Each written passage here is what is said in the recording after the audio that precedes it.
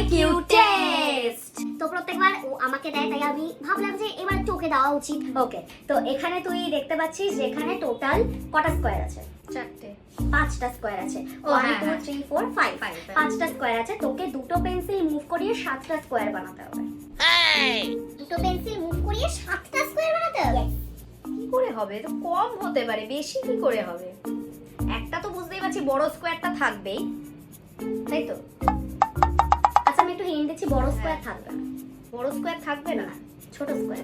বাবা, এটা বলে তো তুই আমাকে আরো ঘেটে দিলি। কিছুই আমার মাথায় আসছে না। ও গড, মাথায় বুদ্ধি দাও আমায়। যে কোনো একটা স্কোয়ার ভাঙবে। তুই দুটো স্কোয়ার ভেঙে দিবি।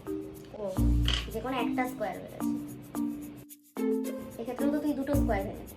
তাহলে যদি সাইডের থেকে একটা তুলি, তাহলে আমাকে এই দুটো পেন্সিলই নিতে হবে। তাহলে আমার একটা স্কোয়ার ভাঙলো। 1 2 3 4 5 6, তা তো 6টা হচ্ছে। আরে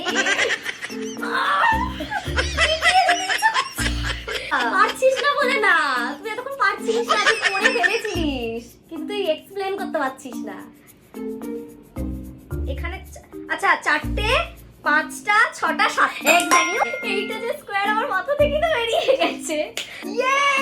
কতক্ষণ লাগবে? 11 মিনিট। তো কি হয়েছে? হলো, করতে তো পেরেছি, তাহলেই হবে। সাবস্ক্রাইব।